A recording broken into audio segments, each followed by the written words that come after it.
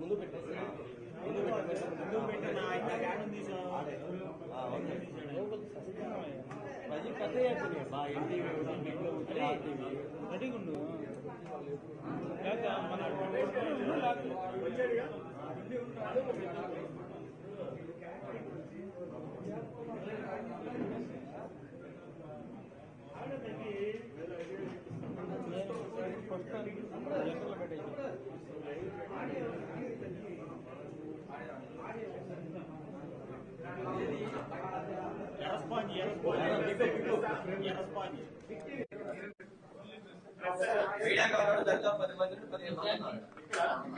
చూడు హలో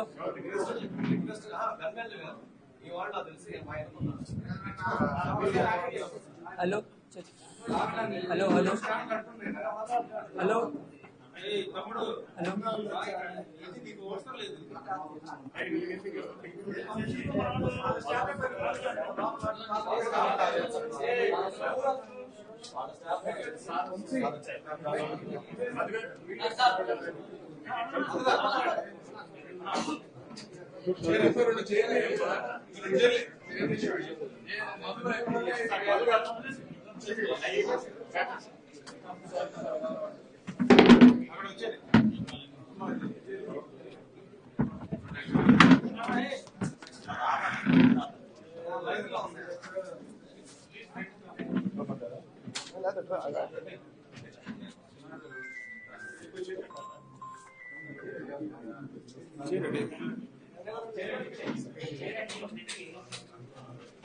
ఒకసారి చూసుకో.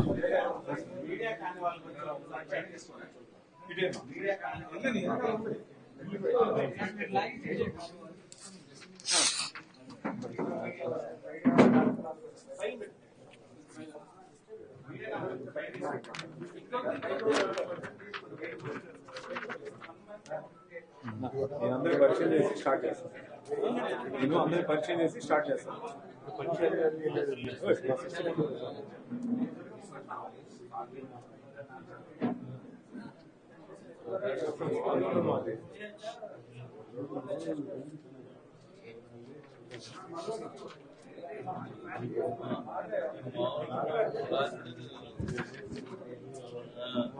వస్తుందా బానే? ఇదంతా పర్లేదా? లొకేషన్ వేరే దగ్గర పెట్టి ఉండాల్సింది, మిస్టేక్ అయింది.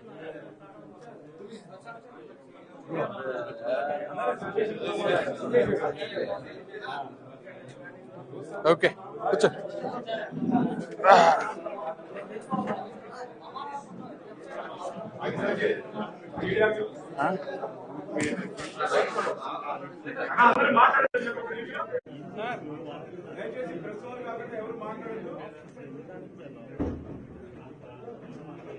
మీరు కూర్చోవాలి పక్కన. మీడియా మిత్రులందరికీ స్వాగతం. ఎలక్ట్రానిక్ ప్రింట్ మీడియా మిత్రులందరికీ స్వాగతం. ఈరోజు కేంద్ర బడ్జెట్ అనే అంశం మీద కేంద్ర మంత్రివర్యులు శ్రీ తమ్మసాని చంద్రశేఖర్ గారు మనందరికీ వివరిస్తారు. ఈ యొక్క పత్రికా విలేకరుల సమావేశంలో కాలా వెంకటేష్ యాదవ్ గారు, అలానే Bharatiya Janata Party media cell convener Bathuru Nagabhushan garu, Guntur east MLA Nazir గారు, గుంటూరు టీడీపీ అధ్యక్షుడు ప్రభాకర్ గారు, మిగతా నాయకులందరూ కూడా సమావేశంలో కూర్చున్నారు. ఏదైతే కేంద్ర ప్రభుత్వం నిన్న ప్రవేశపెట్టిన బడ్జెట్ లో 15,000 కోట్ల రూపాయలు ఆంధ్రప్రదేశ్ కి, అలానే రైల్వే లైన్ ద్వారా 26,000 కోట్లు, వెనకబడిన ప్రాంతాల ద్వారా 12,000 కోట్లు, మిగతా అంశాలన్నీ కూడా ఈ యొక్క పత్రికా విలేకరుల సమావేశాన్ని గౌరవనీయులు మంత్రివర్యులు తీసుకోవాల్సిన కూర్చున్నాం. దానికి ముందు పాత రామకృష్ణ గారు. అందరికీ నమస్కారం. 2024-25 బడ్జెట్ భారతదేశానికే కాకుండా ఆంధ్రప్రదేశ్ కూడా వికసిత్ ఆంధ్ర వికసిత్ భారత్ అనే ఒక మంచి ఉద్దేశంతో పర్టికులర్గా గుంటూరు ఎంపీ గారు అయినటువంటి మంత్రి గారు అయినటువంటి తలసాని చంద్రశేఖర్ గారిని ఇక్కడ పత్రికా విలేకరుల సమావేశం ఏర్పాటు చేయడానికి కేంద్రం పర్టికులర్గా ప్రధానమంత్రి మోడీ గారు, నడ్డా గారు ఈ కార్యక్రమాన్ని నిర్వహించవలసిందిగా ఏర్పాటు చేయడం ఈరోజు ఉద్దేశం. ముఖ్యంగా అమరావతి మన మినిస్టర్ గారి కాన్స్టిట్యున్సీలో ఉంది. చాలామందికి ఎంతోమంది రకరకాల అపోహలు ఉన్నాయి. అదేవిధంగా పోలవరం మీద కానీ లేకపోతే రాష్ట్ర డెవలప్మెంట్ మీద. మరి అదృష్టం ఉంది మనకి ఆయన పంచాయతీరాజ్ మరి మంత్రిగా ఉంటాం. ఇంతకుముందు మా ఎర్రవనాయుడు గారు ఉండేవారు, వెంకయ్యనాయుడు గారు ఉండేవారు. ఇవాళ మనకి అదే పోస్టులోకి చంద్రశేఖర్ గారు రావటం మన రాష్ట్రానికి ఒక అదృష్టం. అట్ ద సేమ్ టైం అక్కడ రామ్మోహన్ నాయుడు గారు అవ్వచ్చు, శ్రీనివాస్ వర్మ గారు అవ్వచ్చు. సో ఈ రోజున ఈ చెప్పే విషయాలు ప్రజలకి అర్థం కావడం కోసం, ఎందుకంటే కన్ఫ్యూజన్ లేకుండా గత 5 సంవత్సరాల్లో ఏం జరిగింది, ఈ రాష్ట్రం ఏ విధంగా నష్టపోయాం, రాబో 5 సంవత్సరాలు ఏం చేయబోతుంది అనేదే ఈ రోజున ఈ పత్రికా విలేకరుల సమావేశం ఉద్దేశం. దాన్ని ఉద్దేశించి మంత్రి గారిని మాట్లాడవలసిందిగా కోరుతున్నాను.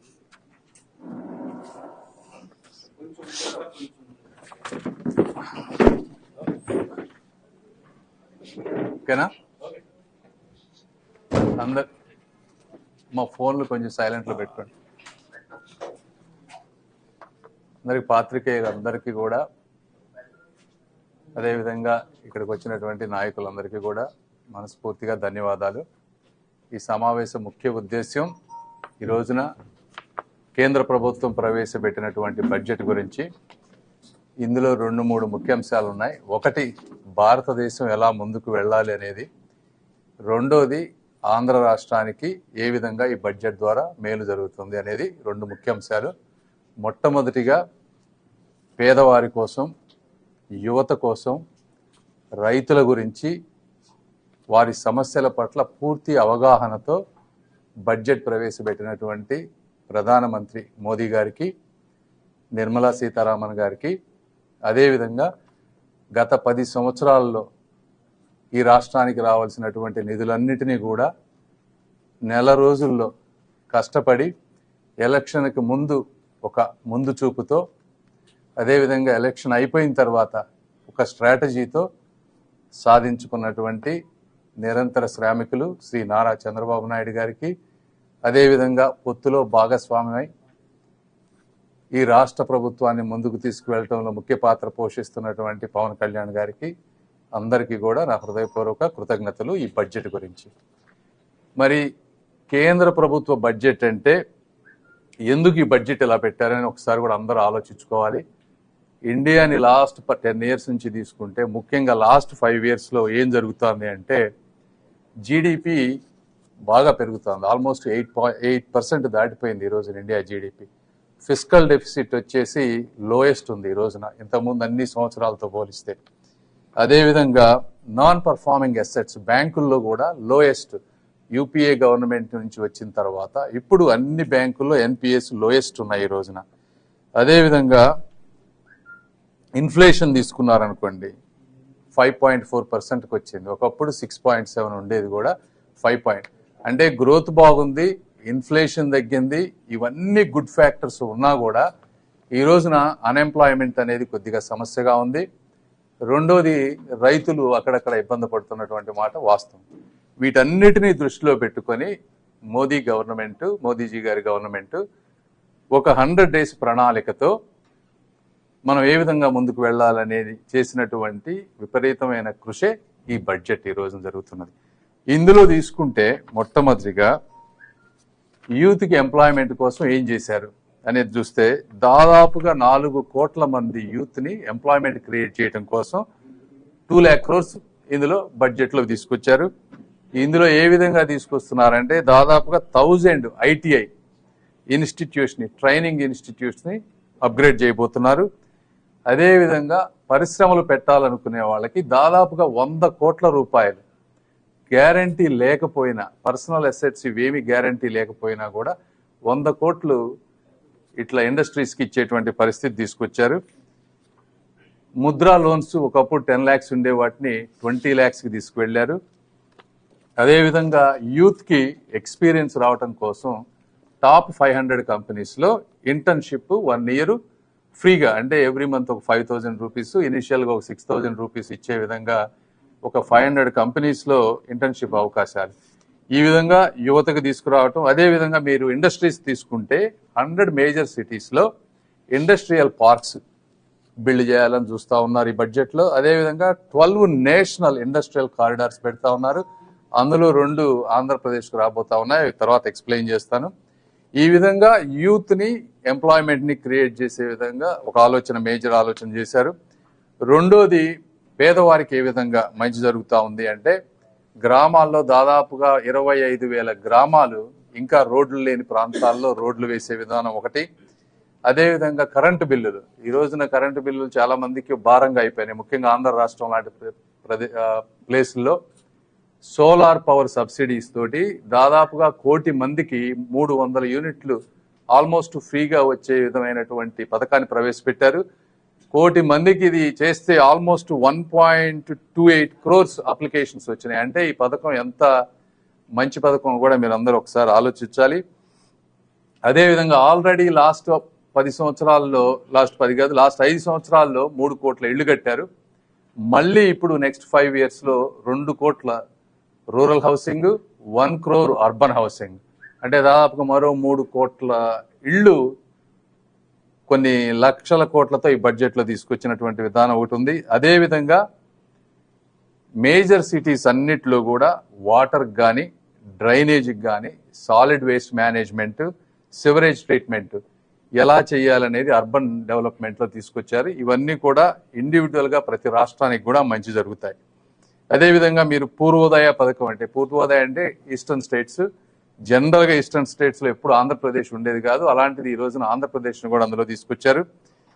మరి థర్డ్ మెయిన్ ఇంపార్టెంట్ ఏంటంటే ఫార్మర్స్కి ఈల్డ్ వచ్చేటువంటి క్రాప్స్ అనేవి తక్కువగా ఉన్నాయి. ఒక రీసెర్చ్కి ప్రయారిటీ చేసి అన్ని రకాల వాతావరణాన్ని అనుకూలంగా తట్టుకునేటువంటి వంగడాలను కానీ దాదాపుగా 109 వాటిని అందుబాటులోకి తీసుకొచ్చే ఒక మంచి ప్రణాళికను తీసుకొచ్చారు. దీనివల్ల రైతుల ఆదాయం పెరుగుతుంది. అదేవిధంగా ఇప్పుడు ఆంధ్రప్రదేశ్ తీసుకుంటే మీరు ష్రింప్ అనేది మనం ఆల్మోస్ట్ ఒక మేజర్ ఇండస్ట్రీ మనకు ఆంధ్ర, ఒక ఐటీ ఎలా, ఒక ఫార్మా ఎలానో ష్రింప్ కూడా ఈరోజు ఆంధ్రప్రదేశ్ మొత్తం కూడా తీసుకునేటువంటి పరిస్థితి. దాంట్లో నాబార్డ్ ద్వారా కొంత మనకి లోన్స్ తీసుకొచ్చి దాన్ని నెక్స్ట్ లెవెల్కి తీసుకెళ్లి ఆల్మోస్ట్ మోనోపలైజ్ చేసే విధంగా మనకు మంచి బెనిఫిట్ జరుగుతూ ఉంది. ఇవి ఒక మేజర్ ఇష్యూస్, సెంట్రల్ గవర్నమెంట్ తీసుకున్నటువంటి బడ్జెట్ ఇష్యూస్. మరి ఆంధ్ర రాష్ట్రాన్ని తీసుకుంటే మీరు, ఆంధ్ర రాష్ట్రం ఎలక్షన్ ముందు కూడా చెప్పాం, ఏపీ అంటే చంద్రబాబు నాయుడు గారికి కానీ మనకి కానీ ఇంకెవరికైనా కూడా ఏ అంటే అమరావతి, పి అంటే పోలవరం. మరి ఈ రోజున అమరావతికి 15,000 కోట్ల రూపాయలు, ఎవరు ఊహించలేదు కూడా వాస్తవంగా అంత 15,000 కోట్ల రూపాయలు బడ్జెట్లో అలొకేట్ చేస్తారని. అది పోలవరంకి ఎంత ఖర్చు అయితే అంత. పోలవరం డయాఫ్రమ్ వాల్ ఇవన్నీ పాడైపోయి 400 కోట్లు అవ్వాల్సింది ఈరోజు మళ్ళీ 900 కోట్లు అయ్యేటువంటి పరిస్థితి. కాస్ట్ ఎస్కలేషన్స్ ఉన్నా కూడా వచ్చే 2-3 సంవత్సరాల్లో దీన్ని పూర్తిగా ఫినిష్ చేసే విధంగా కంప్లీట్గా వాళ్ళు కంట్రోల్ తీసుకొని ఆంధ్రప్రదేశ్కి పోలవరం అనే దాన్ని ఇవ్వబోతా ఉన్నారు. అదేవిధంగా రైల్వే, ఇక్కడ అమరావతిలో తీసుకుంటే దాదాపుగా 2,500 కోట్లతోటి exclusive capital oriented rail line already మనకు శాంక్షన్ అయింది. ఇంకా ఔటర్ రింగ్ రోడ్, ఇప్పుడు ఔటర్ రింగ్ రోడ్ చూసుకుంటే కనీసం అది 12,000 నుంచి 15,000 కోట్ల రూపాయల ఔటర్ రింగ్ రోడ్. జనరల్గా ఏ స్టేట్లో అయినా ఇలాంటి రోడ్స్ వేసినప్పుడు ల్యాండ్ ఎక్విజిషన్ స్టేట్ గవర్నమెంట్ చేసి ఇవ్వాలి. అయితే గడ్కరీ గారు మనకున్నటువంటి పరిస్థితుల దృష్ట్యా బాబు గారు మేము ఎక్స్ప్లెయిన్ చేసినప్పుడు మేము ఈ రోజున ల్యాండ్ ఎక్విజిషన్ చేసి ఇవ్వలేము అన్నప్పుడు, సరే అది కూడా మేమే చేస్తాం, మీరు కొంచెం మెటీరియల్ కాంపోనెంట్ శాండ్ అవి ఇస్తే చాలు అని ఆయన పెద్ద మనసుతోటి దాదాపుగా 15,000 కోట్ల రూపాయలు విలువైనటువంటి ఈ ప్రాజెక్టుని మనకు ఓకే చేశారు. ఇది కూడా అదేవిధంగా వెనుకబడిన జిల్లాలని ప్రకాశం కూడా యాడ్ చేసి వీటన్నిటికి కూడా స్పెషల్ నిధులు ఇస్తున్నారు. 2 ఇండస్ట్రియల్ కారిడార్స్ మీకు తెలుసు, ఒకటి కొప్పర్తి నోడు, ఇంకొకటి వచ్చేటప్పటికి ఓర్వకల్లు నోడు. ఈ రెండింటికి ఇంకా డీటెయిల్స్ రావాలి వీటిలో, బట్ అవి ఒక 2 మేజర్ వస్తున్నాయి. ఇవన్నీ నేను ఎందుకు చెప్తున్నాం అంటే ఇవన్నీ కలుపుకుంటే ఔటర్ రింగ్ రోడ్ 15,000 కోట్లు, అమరావతి 15,000 కోట్లు, పోలవరం 30 నుంచి 40,000 కోట్లు, తర్వాత రైల్వే లేన్స్, ఇవి వరకు లెక్కేసుకుంటేనే ఈ రోజున మనకి 80,000 కోట్ల రూపాయలు నిధులు చరిత్రలో లేని విధంగా ఈ రోజు మనకు వచ్చేటువంటి అవకాశం ఉన్నటువంటి పరిస్థితి. ఇవి కాకుండా కేంద్ర ప్రభుత్వంలో ఎన్నో పథకాలు ఉన్నాయి. ఈ పథకాలన్నిటినీ కూడా రాష్ట్ర ప్రభుత్వం కనుక ప్రాపర్గా మేనేజ్ చేసుకొని నిధులు ఇస్తే ఇంకా కొన్ని వేల కోట్ల రూపాయలు పనులు చేయొచ్చు. ఏ విధంగా అంటే 2014-19లో నరేగా ద్వారా మనం అన్ని గ్రామాల్లో చాలా బావుగారు కూర్చొని 28 డిపార్ట్మెంట్లతోటి కన్వర్జెన్స్ చేసి ఆ రోజున ప్రతి గ్రామంలో ప్రతి ఎస్టీ కాలనీలో సిమెంట్ రోడ్లు వేసాం. అదేవిధంగా ఆ రోజున 60,000 కోట్లు ఉండే నరేగా నిధులు ఎంటైర్ కంట్రీకి, ఈ రోజు 86,000 కోట్ల రూపాయలకు పెరిగినాయి. ఉపాధి హామీ ద్వారా కూడా ప్రతి వ్యక్తికి 20-30 రూపాయలు డైలీ వేజెస్ పెరుగుతున్నాయి. దాన్ని మనం వాడుకొని ప్రతి గ్రామాల్లో డ్రైనేజీలు కానీ, లేకపోతే ఇంకక్కడ మిగిలిపోయిన సిమెంట్ రోడ్లు కానీ, లేకపోతే కమ్యూనిటీ హాల్స్ కానీ ఎన్నో చేసుకునే అవకాశం ఉంటుంది. అదే కాకుండా ఇప్పుడు ఆయుష్మాన్ భారత్ అని ఉంది. ఆయుష్మాన్ భారత్ అనేది ఇది అందరూ వినాల్సింది, తెలుసుకోవాల్సింది. ప్రతి వ్యక్తికి కూడా 5 లక్షల రూపాయలు హాస్పిటల్కి వెళ్తే సెంట్రల్ గవర్నమెంట్ స్కీమ్ ద్వారా ఇన్సూరెన్స్ లాగా వాళ్ళకి మనీ వస్తుంది. ఈ కార్డులు ప్రతి ఒక్కరికి చేరాలి. ఎందుకంటే మా గుంటూరు పార్లమెంట్లోనే చూస్తే 3 లక్షల కుటుంబాలు ఎలిజిబుల్ అయితే కేవలం 28,000 కార్డులు మాత్రం ఎప్పటి వరకు ఇచ్చారు. మేము ప్రతి ఒక్కళ్ళకి ఈ జిల్లానే కాదు అన్ని జిల్లాల్లో ప్రజలను కోరుకునేది ఏంటంటే మీరు ఆయుష్మాన్ భారత్లో రిజిస్టర్ అయ్యి ఆ కార్డ్స్ తీసుకొని 5 లక్షల రూపాయల వరకు మీరు ఆరోగ్యశ్రీ లాగా వాడుకోవచ్చు. దానివల్ల హాస్పిటల్స్ బాగుంటాయి, ఇండస్ట్రీస్ బాగుంటాయి, మీ ఆరోగ్యం కూడా బాగుంటుంది. ఎందుకంటే అక్కడక్కడ ఆరోగ్యశ్రీకి ఈరోజు డబ్బులు లేనటువంటి పరిస్థితి, హాస్పిటల్స్కి బిల్లులు రావటం లేదు, పేషెంట్లకు వెళ్తే కనుక వాళ్ళకి ట్రీట్మెంట్స్ కూడా జరగనటువంటి పరిస్థితి. ఇవి కాకుండా ఇంకా జల్ జీవన్ మిషన్లో రాష్ట్రానికి దాదాపుగా 14,000 కోట్ల రూపాయలు అలకేట్ చేస్తే జగన్మోహన్ రెడ్డి గారు 2,000 కోట్ల రూపాయలు మ్యాచింగ్ గ్రాంట్ వాడి చేసుకున్నారు. 12,000 కోట్లు వదిలిపెట్టేశారు. ప్రతి ఇంటికి కూడా కుళాయి వచ్చేటువంటి పరిస్థితి. ఇవి కూడా రాష్ట్ర ప్రభుత్వం కనుక మనం చేసుకోగలిగితే, ఇలా అమృత్ పథకం, ఇలా చాలా పథకాలు ఉన్నాయి. ఇవన్నీ అడిషనల్, మనం చెప్పుకున్న 80,000 కోట్లు కాకుండా ఇవన్నీ కూడా అడిషనల్ బెనిఫిట్స్. ఇవన్నిటినీ చంద్రబాబు నాయుడు గారు కానీ, పవన్ కళ్యాణ్ గారు కానీ, కూటమి ప్రభుత్వం సమర్థవంతంగా ఇమీడియట్ గా కాకపోయినా 1-2 సంవత్సరాల్లో అన్ని సెట్ చేసుకొని అన్ని పథకాలు వాడుకొని ఈ రాష్ట్రాన్ని కనీ విని విరగని రీతిలో అభివృద్ధి చేస్తామని తెలుపుకుంటూ ఈ అవకాశం ఇచ్చిన మీరందరికీ కూడా కృతజ్ఞతలు తెలుపుకుంటున్నాను. Thank you. క్వశ్చన్ ఉంటాయమ్మా. గుంటూరు బీబీ నగర్ సంబంధించి రైల్వే లైన్ ఇప్పుడు దాదాపు 236 కిలోమీటర్లు, అక్కడ దాదాపు 49,000 ఎకరాలను భూసేకరణ చేయాల్సిన అవసరం ఉంది. ఈ నేపథ్యంలో కొంతమంది రైతులు కూడా నష్టపోతున్నారు, కొంతమంది కూడా నష్టపోయే అవకాశం ఉంది. వాళ్ళతో సత్సంబంధాలు కొనసాగించి మాట్లాడే అవకాశం ఉందా? డెఫినెట్ గా ఎక్కడైనా సరే ఏ ప్రాజెక్ట్ చేయాలన్నా కూడా అక్కడ ఉన్నటువంటి వ్యక్తులు ఇబ్బంది పడకూడదు. ఎప్పుడు డెఫినెట్ గా అందరితోటి మాట్లాడి వర్క్ చేసి కోఆర్డినేట్ చేసి చేస్తాం ఏది చేసినా కూడా. అంటే రైల్వే అంటే మెయిన్ ఇంపార్టెంట్ గా గుంటూరు జిల్లాకి ఇంత ప్రాముఖ్యమైనది, దాదాపు 49,000 ఎకరాలు కావాల్సింది. ఇప్పటికే గెజెట్ కూడా విడుదల చేసింది. 30 రోజుల్లో మాత్రం సమయం ఉంది. ఈ సమయంలో కలెక్టర్ గారు వర్క్ చేస్తున్నారు. కలెక్టర్ గారితో ఆల్రెడీ మాట్లాడుతూ ఉన్నారు. కలెక్టర్ గారు చూసి ఎక్కడెక్కడ ఇష్యూస్ ఉన్నాయో చూసి మీరు అన్నట్టు ఈజీ అని కాదు, but we will work it out.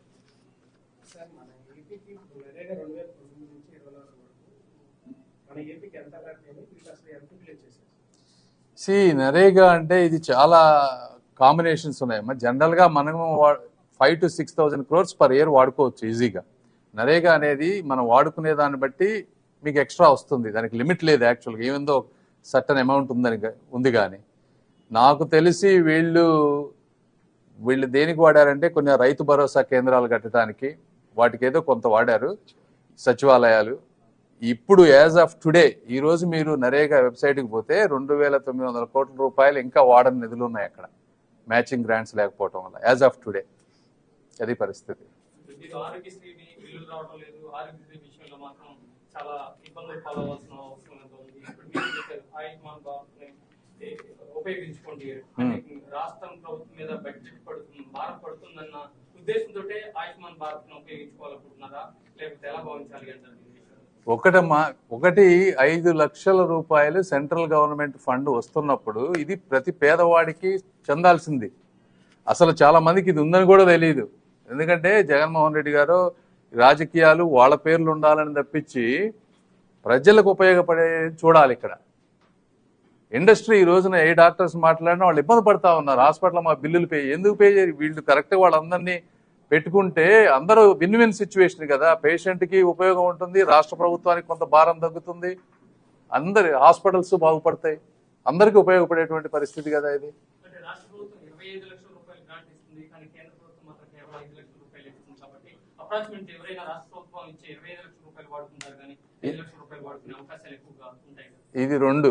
ఒకటి నేను చెప్తా 50 లక్షలు ఇస్తాను ఉండాలి కదా నా దగ్గర డబ్బులు, అది ఒకటి నంబర్ 1. రెండోది అది వాడుకుంటే ఇది వాడుకోకూడదని రూల్ ఎక్కడా లేదు. రెండు మ్యూచువల్లీ ఎక్స్క్లూజివ్ కాదు. సో అది వాడుకొని కావాలంటే ఎక్స్ట్రా దీనికి వాడుకోవచ్చు.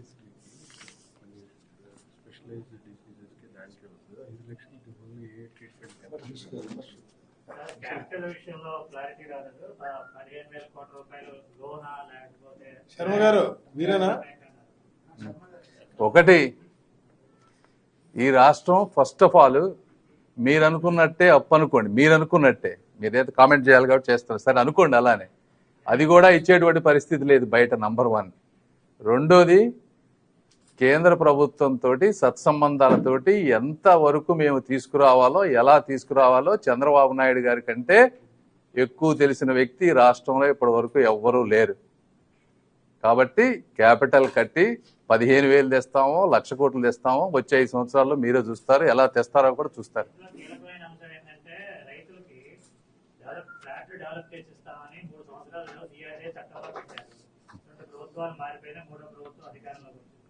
ఇప్పటికైనా ఫ్లాట్ డెవలప్ చేసి ఇచ్చే ఉద్దేశం కేవలం జంగిల్ క్లియరెన్స్ టైం పాస్ చేస్తారు. 2 ప్రభుత్వాలు మారలేదు, ఒక ప్రభుత్వమే మారింది. ఈ రెండవ ప్రభుత్వాన్ని ఎవరు ప్రభుత్వం అనుకోవట్లేదు. ఓకే, మేము వచ్చిన తర్వాత తప్పకుండా ఇవన్నీ 1 by 1 యుద్ధ ప్రాతిపదికన జరుగుతాయి. 5 సంవత్సరాలు మీరు ఖాళీగా ఉన్నారు కదా, ఏ రోజున పోయి అడిగారా ఆయన్ని? ఆయన ఏం అడగరు, మీతో మాట్లాడే వాళ్ళు ఉండరు, మిమ్మల్ని రానివ్వరు. మీకు మేము ఇంత చేస్తా ఉంటే నెక్స్ట్ ఇంకేమైనా ఉన్నాయా?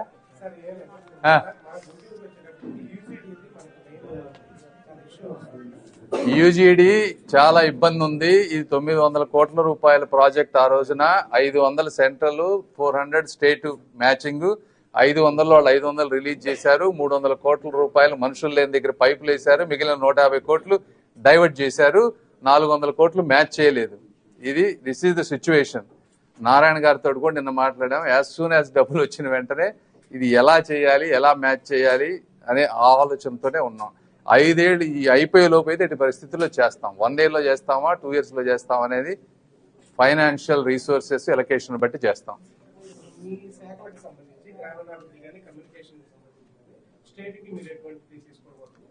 సరే ఆ రోజు చెప్దాం అనుకున్నా. ఇప్పుడు ఆంధ్రప్రదేశ్ లో ఒక regional post office head branch కడదాం అనుకుంటున్నాం.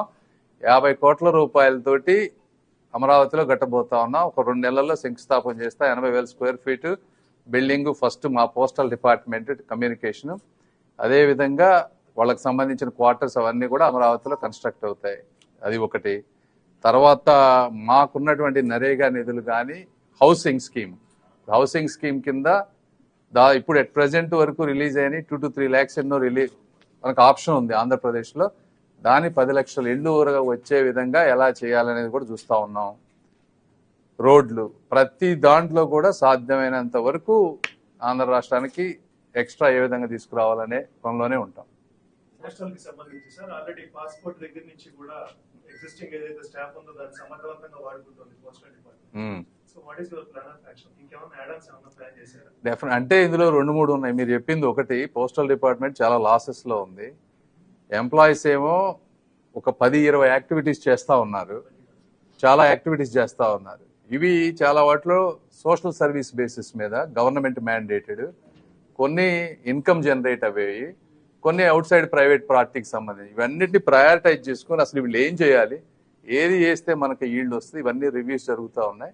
త్వరలో దాన్ని ప్రయారిటైజ్ చేసి అడిషనల్ సర్వీసెస్ అవసరమైతే కొన్ని యాడ్ చేస్తాం, కొన్ని డిలీట్ కూడా చేస్తాం. సార్, కేంద్ర మంత్రి గారు మీడియా వాళ్ళకి కర్నూలు రైలు నుంచి రైల్వే పాసులు క్యాన్సిల్ చేశారు. రైల్వే పాసులు క్యాన్సిల్ చేశారు. ఓకే, దాని మీద మీరు పార్లమెంట్ ఒక మాట పార్లమెంట్ కాదు కానీ రైల్వే గారితో నాకు తెలియదు, ఇప్పుడే మీరు చెప్పారు, మాట్లాడతాను ఒకసారి. కోవిడ్ టైంలో ఆపేశారు. మీరు రిప్రజెంటేషన్ ఇవ్వండి, నేను వెళ్ళి మాట్లాడతాను పర్సనల్ గా. ఇవన్నీ కొన్ని పర్సనల్ గా సరిపోతుంది. గుంటూరులో వరుసగా వైసీపీలో కీలక నేతలందరూ కూడా వైసీపీని వేడుతున్నారు. ఈ ప్రత్యర్థి కూడా మారిపోయి కూటమి వైపు అడుగులు వేసే అవకాశం ఉంటే మీరు స్వాగతిస్తున్నారు. ఇది కేంద్ర బడ్జెట్ కి సంబంధించిన విషయం అమ్మా, రాజకీయాలు. నెక్స్ట్ ఇంకేమైనా ఉన్నాయా? Thank you. మిత్రులందరికీ ధన్యవాదాలు. రేట్లు పెట్టిన తర్వాత అందరూ బిఎస్ఎన్ఎల్ వైపు టర్న్ అవుతున్నారు. బిఎస్ఎన్ఎల్ నెట్వర్క్ డెవలప్ చేయట్లేదని ఎంప్లాయీస్ లో అసలు మంచి ప్రశ్న అడిగారు మీరు, వెరీ గుడ్. ఓకే, ఇది ఒక్కటి చెప్తా, ఇది చాలా ఇంపార్టెంట్ ప్రశ్న మీరు అడిగింది. జియో రియల్ తర్వాత ఎయిర్టెల్ వాళ్ళు వచ్చి 20% ప్రైజెస్ పెంచిన మాట వాస్తవం. వాళ్ళు ఎందుకు పెంచారు అంటే వాళ్ళు చెప్పే ఎక్స్ప్లెనేషన్ ఏంటంటే 5G కోసం కొన్ని లక్షల కోట్లు మేము ఖర్చు పెట్టాం, గత 2 సంవత్సరాల్లో మేము రేట్లు పెంచలేదు. అదేవిధంగా ఈ రోజు రేట్లు చూసుకుంటే 2003 కన్నా కూడా ఈరోజు తక్కువ ఉన్నాయి ప్రతి మనిషి కట్టేవి, అందుకని రేట్లు పెంచానని చెప్తా ఉన్నారు. నేను అందరితో రివ్యూ చేశాను ఒక్కసారి 20% రేట్లు పెంచినప్పుడు వాళ్ళతో మాట్లాడి. రెండోది, అది ఒక యాంగిల్, వాళ్ళ వర్షన్ అది. మీరన్నది బిఎస్ఎన్ఎల్ థర్డ్ ఆల్టర్నేటివ్. ఈ బిఎస్ఎన్ఎల్ కనుక కాంపిటేటివ్ గా ఉండి కరెక్ట్ ప్రైజింగ్ కనుక చేసి నెట్వర్క్ కనెక్టివిటీ పర్ఫెక్ట్ గా ఉంటే పేదవాళ్ళకి థర్డ్ ఆల్టర్నేటివ్ ఉంటుంది. ఇది మన వర్షన్ గవర్నమెంట్ సైడ్. దాని గురించి చాలా మిస్టేక్స్ జరిగిన మాట వాస్తవం. ఇంతకు ముందు డిలే అయ్యింది బిఎస్ఎన్ఎల్.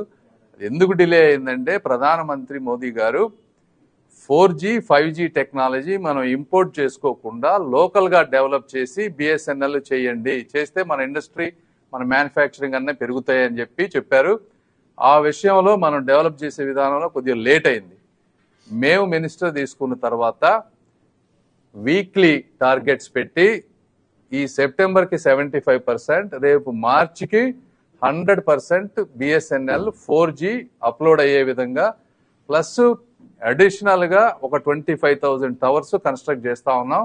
ఇవన్నీ అయిపోతే లార్జ్ సిటీస్ అన్నిటిలో కూడా బిఎస్ఎన్ఎల్ కనెక్షన్ వస్తుంది. రెండోది, ప్రైజెస్ పెరగవు, మీకు ప్రైజెస్ ఇంతకు ముందు ఎలా ఉందో అలానే ఉంటుంది. కాబట్టి థర్డ్ కాంపిటేటివ్ ఆల్టర్నేటివ్ ని గవర్నమెంట్ సైడ్ నుంచి మేము బిల్డ్ చేయబోతా ఉన్నాం. ఇది చాలా మందికి మంచి జరుగుతుంది. సార్, కేంద్ర గ్రామీణ అభివృద్ధి శాఖ మంత్రి మీరున్నారు, పవన్ కళ్యాణ్ రాష్ట్రంలో ఉన్నారు, గ్రామీణ అభివృద్ధి